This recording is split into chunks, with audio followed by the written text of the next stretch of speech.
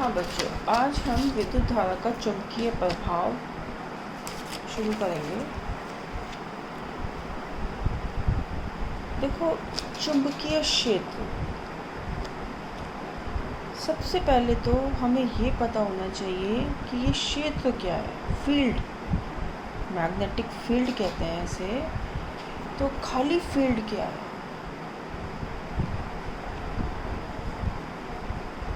देखो, हम कोई बल लगाते हैं किसी भी चीज़ पे, तो हमने क्या किया, उसको पुश किया या पुल किया। यानी कि हमें बल लगाने के लिए, फोर्स लगाने के लिए कांटेक्ट चाहिए किसी भी चीज़ पे। तो हम कहेंगे कि किसी चीज़ पे हमने कांटेक्ट किया, कांटेक्ट करके बल लगाया, तो हम कहेंगे उस पे हमने बल लगाया। अब मैं कोई चीज़ ऊपर से नीचे फेंकती हूँ तो नीचे आएगी। अब उस पर तो कोई बल नहीं लगा, वो तो नीचे आ रही है। ऊपर से कोई वस्तु गिर रही है तो नीचे आ रही है, तो उस पर कोई कांटेक्ट नहीं है। तो कहेंगे नीचे क्यों आ रही है, इस पर कौन सा फोर्स लग रहा है? तो क्या बिना कांटेक्ट के फोर्स लग रहा है? इसका मतलब कोई फोर्स ऐसी है जो बिना कांटेक्ट के लगे, जिसको हमें पुश पुल ना करना पड़े।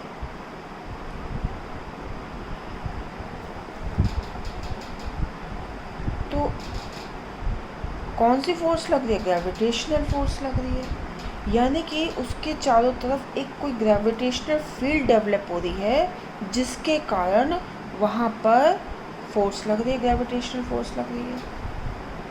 ग्रेविटेशनल फोर्स किसके कारण लगती है? मास के कारण, वस्तु के। तो हम इसको क्या कहेंगे? Gravitational field. हमने इससे पहले विद्युत में पढ़ा था कि कोई भी दो पार्टिकल, चार्ज पार्टिकल्स हैं, तो क्या होता है, उनमें एक फोर्स लगती है, या तो उनके बीच में अट्रैक्शन की होता है या रिपल्शन होता है। तो वहाँ भी वो कांटेक्ट में नहीं आ रहे हैं, लेकिन उन पे एक फोर्स लग रही है। यानी कि वहाँ भी कोई एक फील्ड डेवलप हो रही है, एक क्षेत्र डेवलप हो रहा है। तो क्या वहाँ पे कौन सा फील्ड डेवलप हो रहा है? इलेक्ट्रिकल फील्ड डेवलप हो रहा है। यानी कि ग्रेविटेशनल फील्ड जो लगा वो मास के कारण हुआ, और इलेक्ट्रिक फील्ड क्या हुआ? इलेक्ट्रिक चार्ज के कारण हुआ। तो हमने उसको क्या कहा? क्षेत्र कहा, कि ग्रेविटेशनल फोर्स के कारण एक क्षेत्र डेवलप हुआ, और इलेक्ट्रिक चार्ज के कारण एक क्षेत्र डेवलप हुआ, जो कि फोर्स लगा रहे हैं लेकिन उसमें कांटेक्ट नहीं हो रहा है, लेकिन फील्ड तो है, क्षेत्र तो है। इसी तरह जब हम किसी मैग्नेट के पास कोई भी कंपास लाते हैं, तो आपने देखा होगा वो कंपास सुई विक्षेपित हो जाती है, इधर उधर जाती है। उसको कहीं भी दूसरी तरफ ले जाएं, वो वापस अपनी डायरेक्शन में आ जाएगी। कितनी बार इसे घुमा दें, वो डायरेक्शन उसकी फिर वही हो जाएगी, जब तक हम उसको उस मैग्नेट के पास रखेंगे। यानी कि वहाँ पर कोई एक फोर्स लग रही है। हम उसको कहीं छुआ तो नहीं रहे हैं, हम उसको कहीं पुश तो नहीं कर रहे हैं, हम उसको कहीं पुल तो नहीं कर रहे हैं, लेकिन फोर्स लग रही है। फोर्स तो लग रही है भाई। मान लीजिए हम इस चुंबक के पास लाते हैं, तो क्या होता है, ये यहाँ पे विक्षेपित होती है। अब हम तो उसको दूर रखे हुए हैं, हमने ना इसको पुश किया, ना हमने इसको पुल किया, ना हमने इस पर कुछ और फोर्स लगाया। इसका मतलब यहाँ भी एक कोई फोर्स डेवलप हो रही है, कोई एक फील्ड लग रही है भाई। अगर इसको हम पुश या पुल करते तो हमको एक फोर्स लग रही है, लेकिन यहाँ पर पुश या पुल नहीं कर रहे हैं, कोई बल नहीं लगा रहे हैं, लेकिन फोर्स तो लग रही है, जिसके कारण वो कंपास सुई जो है विक्षेपित हो रही है। तो यहाँ पर जो फील्ड डेवलप हुई उसको हम क्या कहेंगे? मैग्नेटिक फील्ड, चुंबकीय क्षेत्र। ठीक है ना। यानी कि आप ये देखिए कि हमने देखा कि मास के कारण जो लगी वो ग्रेविटेशनल लगी, इलेक्ट्रिक चार्ज के कारण लगी वो कौन सी लगी, इलेक्ट्रिकल फील्ड हुई, और मैग्नेट के कारण लगी तो मैग्नेटिक फील्ड हुई। अब ऐसा नहीं हो सकता कि मैग्नेट के कारण ग्रेविटेशनल फोर्स लग जाए, वो उसके मास के कारण ही लगेगी वस्तु के। ये जो मैग्नेटिक फील्ड है ये मैग्नेट के कारण ही लगेगी। इलेक्ट्रिक फील्ड जो है इलेक्ट्रिक चार्ज के कारण ही डेवलप होगी। यानी कि हम कह सकते हैं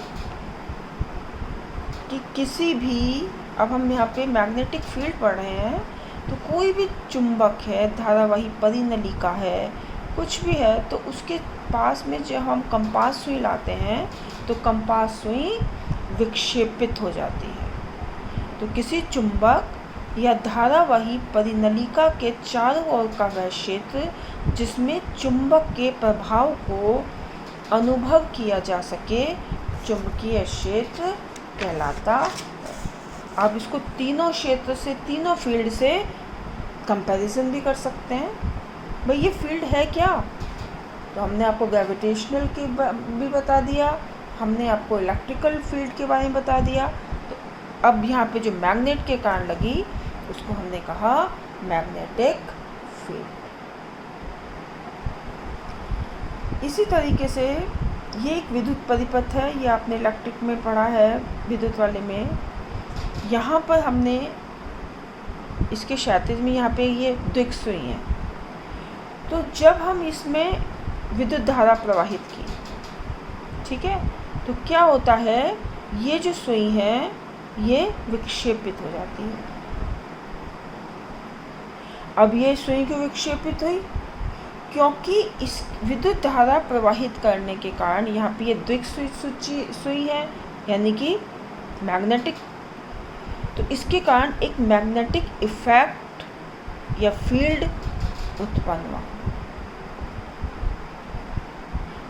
जिससे कि जो मैग्नेटिक इफेक्ट उत्पन्न हुआ इससे ये द्विक सुई विक्षेपित हो गई।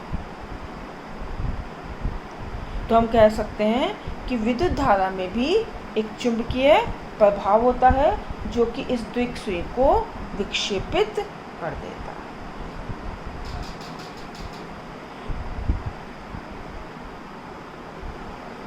आज आप इतना ही करिए, इसको हमने आपको तीनों तरह से बता दिया है, चुंबकीय क्षेत्र आपको समझ आ गया होगा।